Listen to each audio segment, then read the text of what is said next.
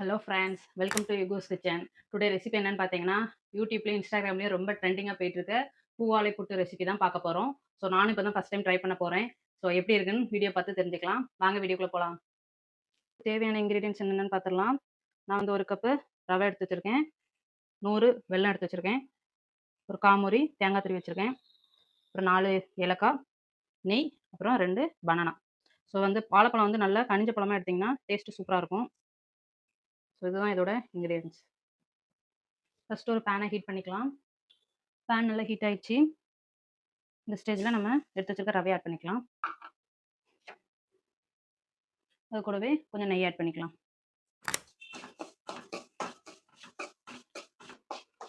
நெய் நல்லா மெல்ட் ஆகி ரவையோட ஸ்மெல் வர வரையும் நல்லா வறுத்து எடுத்துக்கலாம்.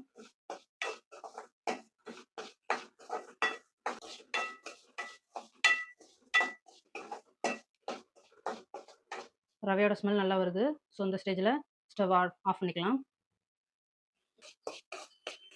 இப்போ வறுத்து வச்ச ரவையை இதில் மாற்றிக்கலாம்.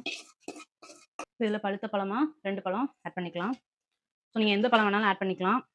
நல்லா பழுத்த பழமாக இருந்தால் நல்லாயிருக்கும். ஸோ இப்போ இது கூட நல்லா இதை மிக்ஸ் பண்ணிக்கலாம்.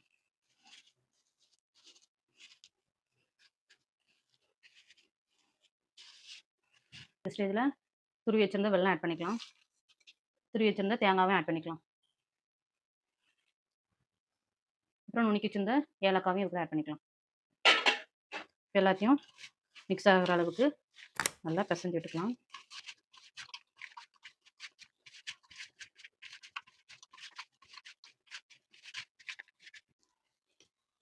இந்த மாதிரி பக்குவத்தில் விரவி எடுத்துக்கோங்க.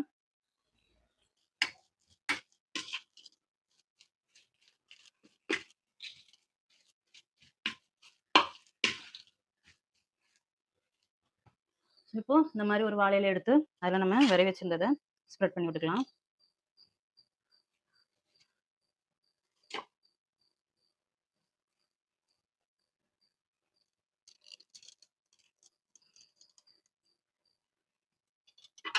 ஸ்ப்ரெட் பண்ணிட்டு இதை இப்போ அடிச்சுக்கலாம். இந்த மாதிரி எடுத்துக்கலாம். ஃபஸ்ட்டு இந்த மாதிரி எடுத்து வச்சுக்கலாம். நான் எல்லாமே எடுத்து வச்சேன். ஸ்டஃபிங் பண்ண எல்லாத்தையுமே லீஃப்க்கு மாற்றிட்டேன். இப்போ ஒரு இட்லி கொப்பரையில் தண்ணி ஊற்றி நல்லா கொதிச்சிக்கிட்டு இருக்கு. இப்போ நம்ம ஸ்டஃப் பண்ணி வச்சுருந்த பனானா லீஃபை இதில் ஆட் பண்ணிக்கலாம். எல்லாத்தையும் வச்சாச்சு. இது மூடி போட்டு ஒரு 10 to 15 நிமிஷம் வேக விட்டு எடுத்து பார்க்கலாம் எப்படி இருக்குன்னு.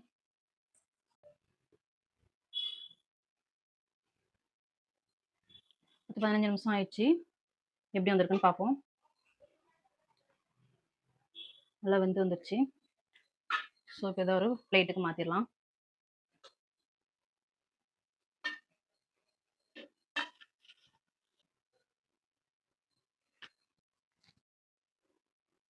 ஸோ இப்போ இதோட டேஸ்ட் எப்படி இருக்குன்னு பார்த்துடலாம். நல்லா வெந்து வந்துருச்சு. டடா, பூவாழை புட்டு ரெடி. ஸோ இது எப்படி இருக்குன்னு டேஸ்ட் பண்ணி பார்க்குறேன். எப்படி இருக்கு பாருங்க அழகாட்டு.